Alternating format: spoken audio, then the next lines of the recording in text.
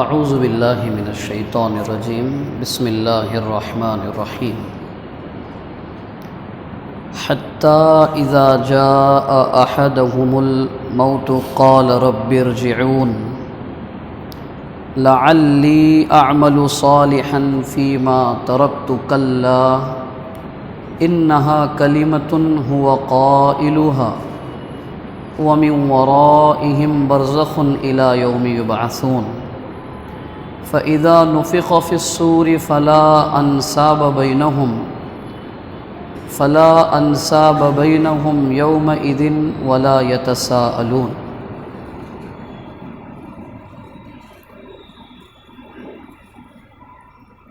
فَمَنْ ثَقُلَتْ مَوَازِينُهُ فَأُولَئِكَ هُمُ الْمُفْلِحُونَ وَمَنْ خَفَّتْ مَوَازِينُهُ فَأُولَئِكَ الَّذِينَ خَسِرُوا أَنفُسَهُمْ فی جہنم خالدون ربنا اخرجنا منها فإن عدنا فإنا ظالمون قال اخسئوا فيها ولا تكلمون۔ یہ سورہ مومنون کی آیت نمبر 99 سے لے کر کے 107 اور 8 نمبر تک کی آیتیں ہیں۔ اخیر سورت تک کی یہ جو آخری رکوع ہے یہ بہت اہم ہے، یہاں تک کہ جب ان میں سے کسی کی موت آئے گی تو وہ بلبلا کر کہے گا کہ اے میرے رب مجھے دنیا میں واپس لوٹا دے تاکہ جو عمل میں کر کے آیا ہوں اسے چھوڑ کر نیک عمل کے ساتھ لے آؤں، اسے چھوڑ کر نیک عمل ساتھ لے آؤں۔ کہا جائے گا یہ اس کے منہ کے بول ہے جو وہ کہے جا رہا ہے۔ جواب ملے گا ہرگز نہیں، اب تم کو دنیا میں جانے کا موقع نہیں دیا جائے گا، اور ان کے پیچھے ایک عالم برزخ کی آڑ ہوگی اس دن تک جب کہ مردوں کو زندہ کیا جائے۔ پس جب سور پھونکا جائے گا اس دن ان کے آپس کے کوئی رشتے ناطے کام نہیں آئیں گے اور کوئی کسی کو پوچھنے والا بھی نہ ہوگا۔ آج وزن کے دن جس کا پلہ بھاری ہو گیا ایسے ہی لوگ کامیاب ہوں گے، اور نیکی کے تول میں جس کا وزن ہلکا پڑے گا ایسے لوگوں نے خود اپنا ہی نقصان کیا اور ان کو جہنم میں ہمیشہ کے لیے رہنا ہوگا۔ کچھ آیتیں بیان کر کے آگے پھر ان لوگوں کا قول اللہ نے بیان کیا ہے، اے ہمارے رب ہم کو یہاں سے نکال دے، اگر ہم پھر بھی ویسا ہی کریں جیسا اب کر کے آئے ہیں تو واقعی ہم پکے ظالم قرار دیے جائیں گے۔ تو اللہ تعالیٰ جواب میں فرمائے گا کہ دھتکارے اور پھٹکارے اسی میں پڑے رہو اور ہم سے اب سہولت مانگنے کی کوئی بات نہ کرو۔ یہ جو سورہ مومنون کا آخری رکوع ہے تو ہماری گزارش ہے کہ ہم تمام احباب جا کے ایک مرتبہ اس کا کم از کم ترجمہ پڑھ لیں گھر پہ جا کے۔ دیکھیے دنیا میں اللہ نے انسان کو ایک متعین مدت کے لیے بھیجا ہے، وہ یہاں پہ پرماننٹ سٹیزن نہیں ہے، یہاں کا کچھ دن کے لیے آیا ہے اور پھر اس کو یہاں سے واپس جانا ہے۔ تو عام طور پہ جو آدمی اللہ کی نافرمانی کرتا ہے اس کی بہت ساری وجوہات میں سے ایک وجہ یہ ہے کہ وہ ایک تو اللہ تبارک و تعالیٰ کی عظمت کو نظر انداز کر دیتا ہے کہ اللہ کون ہے، اللہ کیا ہے، اور دوسرا اپنی حیثیت اور اوقات کو بھول جاتا ہے کہ میں کون ہوں، میرا را مٹیریل کیا ہے، میں پیدا کیسے ہوا ہوں، کیا چیزیں ہیں میرے جسم میں جن سے میں بنایا گیا۔ تو ایک تو اپنی ذاتی حیثیت کو بھول جانے کی وجہ سے، اور دوسرا اللہ کی عظمت کو نظر انداز کرنے کی وجہ سے بندہ یا بندی اللہ کے نافرمان ہو جاتے ہیں۔ اور دونوں ہی چیزیں قرآن مجید میں بہت تفصیل کے ساتھ بیان کی گئی۔ آج کے جو تراویح میں جو پارہ پڑھا گیا ہے 17واں پارہ اور 18واں پارہ، اکثر و بیشتر جگہ پہ اللہ نے 2 باتیں بتائی۔ تم کو معلوم نہیں ہے کہ ہم نے تمہیں کیسے پیدا کیا ہے؟ مٹی سے بنایا تم کو ہم نے، اور ایک حقیر ناپاک قطرے کے ذریعے سے بنایا ہم نے تمہیں، اور ایک متعین مدت کے لیے دنیا میں رکھا، پھر تم کو موت دے دی ہم نے، اور پھر ہمارے سامنے قیامت کے دن کھڑا کر کے تمہاری زندگی کا حساب لیں گے ہم۔ اور اللہ کی ذات فتعال اللہ الملک الحق، اللہ بہت بلند اور اعلیٰ ہے، حقیقی بادشاہ ہے، ریئل کنگ، اصل بادشاہ۔ ایسا نہیں ہے کہ وہ کچھ دن کے لیے بادشاہ ہے، پھر اس کی عمر ہو جاتی ہے، پھر اس کو یا تو اس کا ریٹائرمنٹ ہوتا ہے یا تو اس کا ری الیکشن ہوتا ہے۔ الملک الحق، ریئل کنگ، سچا بادشاہ، پرماننٹ بادشاہ، ہمیشہ کا بادشاہ، اکیلا بادشاہ، لا الہ الا ہو، اس کے علاوہ کوئی معبود نہیں ہے۔ رب عرش کریم کا مالک ہے۔ مسند احمد کی روایت، رسول اکرم صلی اللہ علیہ وسلم فرماتے ہیں تم نے اللہ کی قدر جانی ہی نہیں۔ سورہ انبیاء کی آخری آیتوں میں 17ویں پارے، ما قدر اللہ حق قدری، اللہ کی تو تم نے قدر ہی نہیں جانی، اللہ کون کیا ہے۔ ارے یہ جو پہلا آسمان ہے جس کو تم دیکھتے ہو، اللہ کے صلی اللہ علیہ وسلم فرماتے ہیں جس کی لمبائی اور چوڑائی آج تک کسی انسان نے آج پریزنٹ ایڈوانس ٹیکنالوجی کے دور میں بھی اس کا لینتھ معلوم نہیں ہے آسمان کا۔ اللہ کے صلی اللہ علیہ وسلم فرماتے ہیں یہ جو پہلا آسمان ہے جس کی لمبائی اور چوڑائی تمہیں پتہ نہیں ہے کتنا لمبا اور کتنا چوڑا ہے، یہ آسمان پہلا دوسرے آسمان کے سامنے ایسا ہے جیسے کہ ایک بہت بڑا چٹیل میدان ہو اور اس میں ایک معمولی انگوٹھی ڈال دی گئی ہو، تو اندازہ لگاؤ کہ وہ دوسرا آسمان کتنا بڑا ہوگا کہ جس کے سامنے یہ پہلا آسمان جس کی لمبائی اور چوڑائی معلوم نہیں ہے وہ ایک رنگ، معمولی رنگ کی حیثیت رکھتا ہے اور وہ چٹیل بڑا میدان ہے۔ یہی حال دوسرے آسمان کا تیسرے آسمان کے سامنے ہے کہ وہ تیسرا آسمان ایک چھوٹی سی رنگ ہے اور تیسرا آسمان ایک بڑا چٹیل میدان ہے، اور یہی حال تیسرے آسمان کا چوتھے آسمان کے سامنے ہے کہ وہ چھوٹا سا رنگ ہے اور چوتھا آسمان بڑا میدان ہے۔ چوتھا آسمان چھوٹی سی رنگ کی حیثیت رکھتا ہے، پانچواں آسمان ایک بڑا چٹیل میدان ہے۔ پانچواں آسمان چھوٹی سی رنگ ہے، چھٹا آسمان بڑا چٹیل میدان ہے۔ چھٹا آسمان چھوٹی سی رنگ ہے اور ساتواں آسمان ایک بڑا چٹیل میدان ہے، اور یہ ساتواں آسمان ایک معمولی سی رنگ ہے۔ اللہ کا عرش ایک چٹیل میدان ہے، اس پہ تمہارا رب مستوی ہے۔ ما قدر اللہ حق قدری، کہاں ہے تم؟ تمہاری زمین کہاں ہے؟ تمہارا ایشیا کہاں ہے؟ سب کانٹیننٹ ایشیا کہاں ہے؟ تمہارا ملک انڈیا کہاں ہے؟ صوبہ مہاراشٹر کہاں ہے؟ شولاپور شہر کہاں ہے؟ اس میں بیجاپور بیس کہاں ہے؟ اور اس میں مکہ مسجد کہاں ہے؟ اس میں حارث کہاں ہے؟ ما قدر اللہ حق قدری، اللہ کی قدر تو جانی ہی نہیں تم نے، اس کی نافرمانی پہ نافرمانی کرتے جا رہے ہو۔ یہاں اللہ تعالیٰ کہہ رہے ہیں بات مت کرو مجھ سے آج، کیا خیال ہے ہمارا؟ بات مت کرو مجھ سے آج۔ ایک بیٹے کو والد کی نافرمانی کا احساس ہے، اس کو ابا ناراض ہو گئے، بیوی بول رہی ہے شوہر ناراض ہو گئے، کیا کرنا؟ ان کو منانے کے لیے کیا کرنا پڑے گا؟ شوہر فکر میں ہے کہ بیوی ناراض ہے، کیسے منانے کا؟ اللہ کو سالوں سال سے ناراض کر بیٹھے، لیکن احساس نہیں ہے کہ میرا رب ناراض ہے مجھ سے،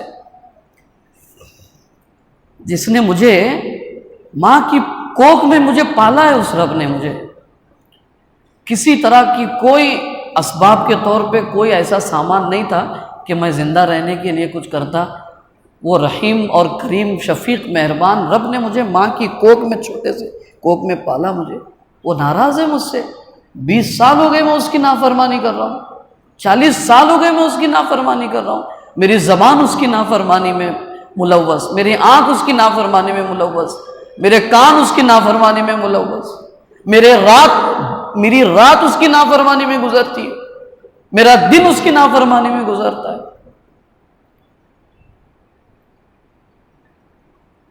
کیسے کھڑا ہوں گا میں میرے رب کے سامنے؟ امی ناراض ہو تو میرا دل نہیں لگتا ہے، مجھے آڈ فیل ہوتا ہے، لیکن رب کو ناراض کر کے میں انفرادی زندگی بھی اچھی گزار رہا ہوں، اجتماعی زندگی بھی اچھی گزار رہا ہوں۔ میرا رب نافرمان ہے، میں دوستوں کی رضامندی میں لگا ہوا ہوں۔ میرا رب نافرمان ہے، میں اللہ کی نافرمان دوستوں کو خوش کرنے میں لگا ہوا ہوں۔ میرا رب ناراض ہے، لا تکلمہم، بات نہیں کرنا مجھ سے کہہ رہا ہے وہ۔ اور کیسا رب؟ صحیح مسلم کی روایت میں اللہ تعالیٰ فرماتے ہیں، حدیث قدسی میں اللہ کے رسول صلی اللہ علیہ وسلم فرماتے ہیں، آپ کا رب، تمہارا رب کہتا ہے کہ میں صبح کے وقت اپنے مغفرت کے دامن کو پھیلاتا ہوں، لیتوب مسیء اللیل، کہ رات کا گنہگار دن کے اجالے میں آ کر مجھ سے معافی مانگے، اور میں رات کو اپنا دامن پھیلاتا ہوں کہ دن کا نافرمان اسے حیا آ رہی ہے مسجد میں آ کے رو کر مجھ سے توبہ مانگنے کے لیے، رات کے اندھیرے میں چپکے سے آ کر کے کہہ دے اللہ میری توبہ معاف فرما دے، معاف کر دوں گا میں۔ ایک اور روایت میں ہے، زمین اللہ سے پوچھتی ہے، اللہ اس بندے نے بہت نافرمانی کی آپ کی، بہت گنہگار ہے یہ، آپ اجازت دیجئے کہ میں اس کو اپنے اندر دھسا لوں۔ آسمان اللہ سے اجازت مانگتا ہے کہ میں پٹ پڑوں اس پہ، ہوا کہتی ہے کہ اس کو اڑا کر کے لے جاؤں میں کسی اور جگہ پہ، پانی سمندر کا پانی ابلتا ہے اللہ کی نافرمانی سے۔ اللہ تعالیٰ فرماتے ہیں اے زمین، آسمان، ہوا، پانی، جو بندہ ہے نا نافرمان بندہ، گنہگار بندہ یا بندی ہے نا، اگر اس کو تم نے پیدا کیا ہے تو ختم کر دو اس کو، اور اگر نہیں تو میں ابھی بھی اس کے ویٹ میں ہوں، اس کی توبہ کے، آج بھی انتظار میں ہوں میں میری بندی کے نافرمانی کے توبہ کے، میرے بندے کی نافرمانی کے مقابلے میں اس کی توبہ کا میں آج بھی انتظار کر رہا ہوں کہ وہ کبھی آئے مجھ سے معافی مانگے اور میں اس کو معاف کروں۔ ہمیں گناہ کا احساس بھی نہیں ہے۔ اللہ کے رسول فرماتے ہیں کئی مومن کبھی کوئی گناہ کرتا ہے، اسے ایسا لگتا ہے کہ میں کسی پہاڑ کے نیچے کھڑا ہوں کہ کہیں وہ پہاڑ گر کر مجھے ہلاک نہ کر دے۔ اور منافق اور اللہ کا نافرمان بندہ یہ ہوتا ہے جیسے ناک پر مکھی بیٹھ گئی، اس کو اس نے اڑا دیا اور گناہ ختم ہو گیا۔ آپ کو معلوم ہے امرأ غامدیہ، ایک خاتون، اس سے ایک گناہ ہو گیا، بدکاری ہو گئی، اللہ کے رسول صلی اللہ علیہ وسلم کے دربار میں آ کے کہہ رہی ہے اللہ کے رسول صلی اللہ علیہ وسلم مجھ سے نافرمان بدکاری ہو گئی، مجھ سے، مجھے آپ پاک کر دیجئے، میں اس گناہ کے ساتھ اپنے رب کے سامنے حاضر نہیں ہو سکتی۔ تو اللہ کے رسول صلی اللہ علیہ وسلم نے فرمایا کیا کہہ رہی ہو تم؟ پتہ ہے تمہیں تم کیا کہہ رہی ہو اور اس کی سزا جانتی ہو تم کیا ہے؟ کہاں، میں خود اس کی مجرم ہوں، میں خود اس گناہ کی میں گویا کہ اس کا حصہ ہوں، میں آئی وٹنس کوئی نہیں ہے، میں خود اقرار کر رہی ہوں۔ میں جب مجرم خود اقرار کرے تو اس کے لیے وٹنس کی ضرورت نہیں ہے، میں اقرار کر رہی ہوں، مجھے صاف پاک کر دیجیے آپ، تو رجم، پتھر مار کے ہلاک کر دینا۔ تو اللہ کے وسلم نے فرمایا ابھی تمہاری پیٹ میں وہ بچہ پل رہا ہے، جاؤ اس کی پیدائش کے بعد آنا۔ تصور کیجئے اس خاتون کے احساس گناہ کو، وہ چلی گئی، بچے کی پیدائش ہو گئی، آ گئی کہ یہ بچہ پیدا ہو گیا، اللہ کے رسول اس کو آپ لے لیجئے اور مجھے گناہ سے پاک کر دیجئے۔ اللہ کے رسول نے فرمایا جاؤ اس کو دودھ پلاؤ، جب اس کا دودھ چھڑانا اس وقت آنا۔ واپس گئی وہ، پھر اس عمر کو پہنچا، بچہ کے کچھ کھانے لگا تو اس کے ہاتھ میں روٹی کے ٹکڑا دے کر کے اللہ کے دربار میں آئی کہ کہا اللہ کے رسول یہ بچہ تو اب کھانے بھی لگ گیا، اب میری اس کو ضرورت نہیں ہے، اس کو لے لیجئے اور مجھے گناہ سے پاک کر دیجیے۔ اللہ کے وسلم نے صحابہ کو حکم دیا کہ اس کو رجم کر دو، یہاں تک کندھے تک جو ہے زمین میں ڈال دو، مٹی ڈال دو اور پتھر مار مار کے ختم کر دو اس کو۔ جب پتھر مار رہے تھے، خالد بن ولید رضی اللہ عنہ نے ایک پتھر مارا، اس کا چھینٹا ان کے کپڑے پہ آیا، انہوں نے ناگواری کا احساس کیا، پتہ نہیں کیسی گندی عورت کا گویا کہ خون میرے اس پر آ گیا۔ اللہ کے صلی اللہ علیہ وسلم نے سنا، کہا خالد کیا کہہ رہے ہو؟ سن لو، اس عورت نے وہ توبہ کی ہے، اگر مدینہ کے 70 گناہ گاروں پر اس کی توبہ اگر تقسیم کر دی جائے تو سب کی مغفرت ہوگی۔ 3 سال تک اپنے گناہ کے احساس کے ساتھ جیتی رہی وہ۔ ہم نے تو کتنے گناہ کیے ہم کو کاؤنٹ کرنا نہیں ہے، پتہ نہیں ہوگا، عبادت ہم کاؤنٹ کر کے کرتے ہیں لیکن ہمارے گناہ کتنے ہو رہے وہ تو انلیمیٹڈ ہے۔ اس ضرورت اس بات کی ہے کہ ہم جہاں پر عبادتوں میں آگے بڑھ رہے ہیں، الحمدللہ اللہ اس کی مزید ہمیں توفیق مانگنی چاہیے اس سے، لیکن ہمارے گناہ کتنے ہیں، ہم اللہ کی نافرمانی کیسی زندگی گزار رہے ہیں۔ اللہ کے رسول صلی اللہ علیہ وسلم نے ایک بات فرمائی کہ گناہ سے توبہ کرنے والا بندہ ایسا ہے جیسے کہ اس نے گناہ کیا ہی نہ ہو۔ گناہوں کی معافی بہت بڑا عمل ہے، اللہ کی مہربانی۔ وہ پتہ نہیں آپ کو 99 شخصوں کا قاتل، اس کو بھی امام بخاری رحمۃ اللہ علیہ نے نقل کیا ہے، لیکن 99 قتل کے بعد اس کو احساس ہوا کہ مجھے توبہ کرنی چاہیے۔ ایک بندے کے پاس گیا، میری توبہ قبول ہو سکتی ہے؟ تیرا کیا گناہ، اتنا بڑا گناہ ہے، 99 بے قصوروں کو تو نے قتل کیا، کیا تیری توبہ قبول ہوگی؟ یہ نیم حکیم، کم علم والا، نہیں ہوگی تیری توبہ۔ اس کی بھی گردن اڑا دی، 100 پورے کر دیے، لیکن پھر بھی دل میں ایک بات ہے کہ مجھے میرے رب سے معافی مانگنی ہے۔ ایک صاحب سے کہا کہ کیا کرنا ہے؟ تو فلاں جگہ جاؤ، وہاں پہ کچھ لوگ رہتے ہیں، اللہ کے خاص بندے رہتے ہیں، وہ تجھے کوئی راستہ بتا دیں گے، لیکن وہاں پہنچنے سے پہلے اس کی وہ موت ہو گئی۔ دونوں فرشتے پہنچے وہاں پہ، عذاب کے فرشتے، رحمت کے فرشتے۔ عذاب کے فرشتے اس لیے کہ ابھی اس نے توبہ کی نہیں ہے، وہ گنہگار ہے، اس لیے اس کو وہاں لے جانا ہے۔ رحمت کے فرشتے اس لیے کہ وہ توبہ کی نیت سے نکلا تھا، وہ اس لیے ہم لے کے جائیں گے۔ اللہ تبارک و تعالیٰ نے ایک حکم کے طور پر فرشتوں کو بھیجا، انہوں نے کہا کہ ایک کام کر لو، یہ جہاں سے نکلا ہے، یہاں اس کی جسم سے لے کے وہ جگہ جہاں سے نکلا تھا وہ، اور اس کے جسم سے وہ جگہ جہاں یہ پہنچنے والا تھا، اس کو میجرمنٹ کرو، ناپو، اور جو جگہ کا فاصلہ کم ہوگا اس طرف کے فرشتے اس کو لے کے جائیں۔ اللہ کے رسول صلی اللہ علیہ وسلم فرماتے ہیں وہ اپنی بستی سے قریب تھا اور توبہ کرنے کے لیے جس بستی جا رہا تھا وہ دور تھی وہ، لیکن مہربان اور شفیق رب نے اس زمین کا فاصلہ کم کر دیا جہاں وہ توبہ کے لیے جا رہا تھا، اور اس زمین کے فاصلے کو بڑھا دیا جہاں سے وہ نکلا تھا، تو اس کو توبہ کرنے والوں کے قریب کر دیا، اور رحمت کے فرشتے اس کی لے کے گئے۔ توبہ کیا نہیں اس نے، توبہ کی نیت سے نکلا تھا وہ۔ اگر ہم اللہ کے پاس اگر توبہ کریں گے تو اللہ تعالیٰ ہماری توبہ معاف نہیں قبول نہیں کرے گا۔ ضرورت اس بات کی ہے کہ ہم اپنے گناہوں کی توبہ، اس عمل کو اپنے اعمال میں ایک لازمی حصہ بنائیں، توبہ کو۔